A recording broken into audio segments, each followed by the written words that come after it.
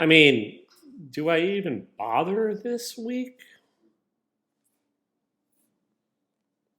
Hi, I'm Taylor. It's the Cranky Comic Book Review Show. It's November 30th, 2022. Did I mention I don't like my new LCS? I'm not a fan. They don't get a lot of the books I like, so I missed out on Stillwater. They didn't have any Strange Academy number 2 or Finals number 2 in, and I don't know, they're just kind of a mess. But I got 4 books, so I couldn't even do a top 5 if I wanted. Or a bottom 5? Whatever. And of these 4 books, none of them are fantastic. So let's buckle in for the short, stupid little ride, shall we? All right, first, we have, and worst, because we go worst or at best, people. If you've never watched this before, this is not a good week to start, so just go away. Kidding, but it's not, and whatever. Planet Hulk, Worldbreaker number 1. It's all right. I've never really read any of the Worldbreaker Hulk saga because I wasn't reading comics at the time, and this is not encouraging me to do it. I know that general idea. Hulk gets sent off to Scar, has a kid, people come and kill the kid or some shit, and then he gets mad and breaks the world, right? So that's that, kind of. Maybe, not really. I don't even know the story. Turns out. This is 1,000 years in the future on planet Sakaar, I think, and then there's green people, and there's a person from the present, a Marvel character, and a weird kind of quest to save a kid.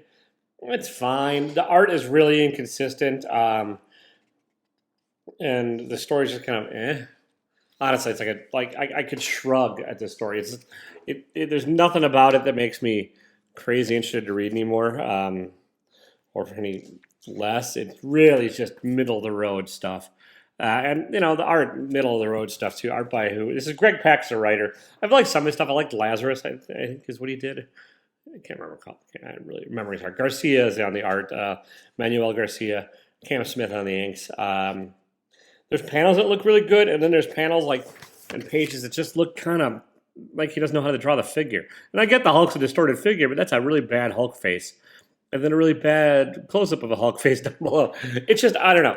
It's uneven, and the story feels uneven, and it just, the whole thing just, I don't know, I'm just shrugging. This entire week's going to be kind of like a... So, next on the list, which sounds like I'm constipated, which I'm not. I may be the opposite, but Avengers Assemble Alpha number 1, Jason Aaron writing, Brian Hitch on the art, which...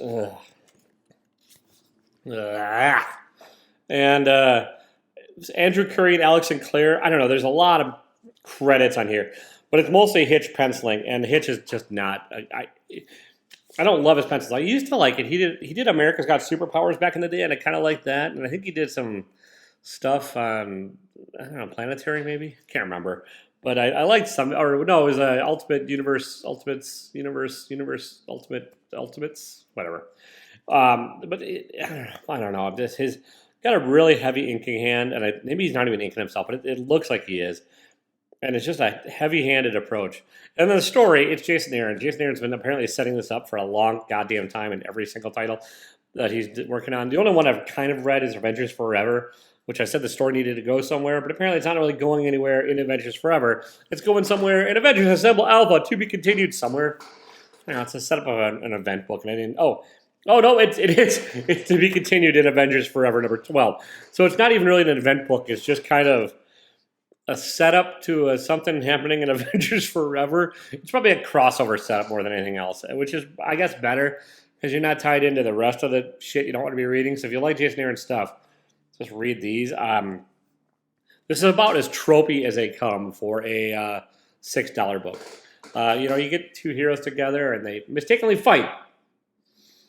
You just take that, make it a $6 book, and you spread it out through Avengers throughout time. You have the modern-day Avengers. You have the prehistoric Avengers, then you have the Avengers Forever, the multiversal Avengers. And then you have a couple bad guys they're up against.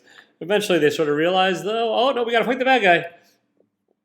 I guess that's kind of spoilery, but I mean, it's about as tropey as a tale of superheroes meeting as you can get. And then there's a cliffhanger ending that's super shocking that's not really, and it's just really, that last page might be the most poorly drawn page in the entire book. And, I don't know. It's okay. It feels like, Jason has been working on this for a bit. I might have liked it better without with a different artist, but it just seems really hindered by a hitch, and then it's like I don't know. Again, it's just kind of I'm shrugging at it, and it might just be the mood for today, but like it's just none of these 4 books really grab me. The next one liked better than the Jason Aaron a little bit. Justice Society of America #1. Jeff Johns on the writing. Art is Janine. Well, I'm not. Hang on. If I could find it easily, I will. That's why I didn't put these things in the bags and boards today because I don't really care that much. Mikkel Janine or Janet. I'm sorry if I'm butchering that name. Not bad art. It's got some like nice kind of subtle coloring throughout this. It's got the Huntress, and there's panels I really like, and then there's panels where I'm like, what in the fuck is going on? Like, there's really a whole page where, and it's kind of an essential page to like the plot. Look, I'll even show it to you because if you can tell what the hell's going on here and how that makes sense, more power to you. I'm not gonna hold it up forever, but that's an essential page to this whole story. And something happens, kind of out of nowhere. And then something, oh no, never mind. I guess it's sort of explained. I just sort of figured it out. It's not very clearly illustrated. And your eye is not led in the right place. You started the wrong place on this panel, and then you have to kind of work backwards. Some of that's the coloring's fault, but some of it's the layout's fault. And it's just kind of There are some cool things that happen in here. Like Jeff Johns knows how to write a comic, and this is a comic that Jeff Johns has written. And there's some like bad guy that takes out the Justice Society in a badass way. Or, hang on, might take out, possibly, whatever. There's a bad guy that's kind of badass.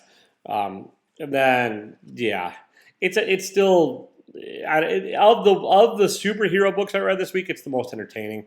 Will I keep up with it? Maybe digitally, probably digitally, but I'm not going to keep reading the physical of this. It's just didn't grab me enough. I like the sort of team that was set up, and I like kind of the whole, also, tropey. Like, I don't want to spoil the trope in here, but like if you've ever read, let's say the first issue of Peter Milligan's X-Force, you kind of know sort of what's going on, and like or any kind of like new person comes. It's a fairly familiar setup to an established team book that comes in and gets shaken up at the core. Let's just put it that way without trying to spoil things. And while it's entertainingly done in this, it's not breaking in a whole lot of new ground. And other than like there's some cool ways things happen, but like for the most part, yeah, it's fine. It's better than Avengers Assemble, but it's not fantastic. And then last we have Murder Plushies, kinda. I don't know. We have Plush, which is written by the guy that did Vinyl, which I sort of liked and sort of didn't. Tom Wagner, Doug Wagner. There we go. Art by Daniel Hilliard, who also did Vinyl. Vinyl's a serial killer-y thing, and there's a little bit of look. If you see back there, okay. If you're at Vinyl, there's a spoiler. There's not a spoiler, but a little Easter egg on this page. But yeah, there's furries or plushies or whatever. I don't know. People that dress up in costumes and like it. That's cool. Whatever. And then there's things go awry without spoiling anything. It's okay. I mean, there's parts of this book I dug. I don't love Hilliard's facial expressions, and I don't really, and I didn't like. I think they were better in Vinyl. I don't think they're great here. They're very cartoony, which I get it. We're reading a cartoon, but like it just doesn't seem to necessarily fit some of what's going on, or overly dramatically emphasizes it without adding to the story at all. I do like the panels where they're not a lot of faces, but for the most part, it's like close-ups of faces and like just kind of really like, yeah, exaggerated cartoony style. It doesn't necessarily fit the story, like especially like the grim and evil here. That these pages really kind of bugged me with that. It's a personal thing. It's not. Your mileage may vary. I know some people I think really like this book, and I didn't hate it. It's my favorite one of the 4 of the week, but it also felt like there's a whole lot of room in the end for more pages that they just added variant cover samples to, and yeah, like we were talking like 5 or 6 pages at the end of just variant cover nonsense or other parts. Oh, and then a preview of something else, which I didn't bother to look at, and. Yeah, it's all right. It's murdery, mystery, maybe tripping hallucinogenic things, maybe evil, soft, plush things, killing things, which you're going to get from the cover, so I didn't really spoil anything. I do actually dig the cover. Will I keep up with it? No. It's my favorite of the week from the beginning just because it's at least a weird little start, but it's not what I'd call good. It's not even what I'd call... It's fine. I mean, all these books, like, there we go. That's my non-verbal nonsense for the week. I'm going to try and hunt down some other stuff and have more for you next week. I'm going to hit up, there's at least two other LCSs within driving distance. I'm going to try and get to one of them or two of them on Saturday, see if I can pick up a couple other things. And I did not going to be reading them as part of my weekly reviews, but I am going to get back more into reading other stuff. So, like, I do have the collected 8-ball I'm going to read, but it's going to take me a bit. And then I have my buddy Mike gave me another book to read. And I also have two of these, which never came out in monthlies, that I'm going to review at some point. I'm going to do, these are Reckless books by Ed Brubaker and Sean Phillips. I read the first three, I really enjoyed them. Sorry, trying to avoid, look, the ring of death, trying to avoid the ring light. And so I have the Ghost in You and Follow Me Down, the most recent 2 volumes of this. I'm going to read those and review them into here. Separate videos at some point, so just keep your eye out. And, I don't know, give me a like, give me a follow, give me a subscribe, or undo all that, whatever. I'm slowly working my way to 1,000. I'll give away some shit when I get there, but I'm only at like 906. Probably lose followers after this video, so I don't know, maybe in 2025 I'll give away some books. So, all right, I'm going to get out of here. Don't be a dick, even if you really don't like your current LCS. And I know, actually, you can be a little bit of a dick then, too. But find a new LCS or order books online and be happy. Might do some of that, too, in the future. Might order stuff online so I don't have to deal with some of this nonsense. So, love you all. I mean, I tolerate you all. I'm glad you all watch. I'll hang out and drink with you in person. Maybe we'll love each other by the end of the night. Yeah, whatever. See ya.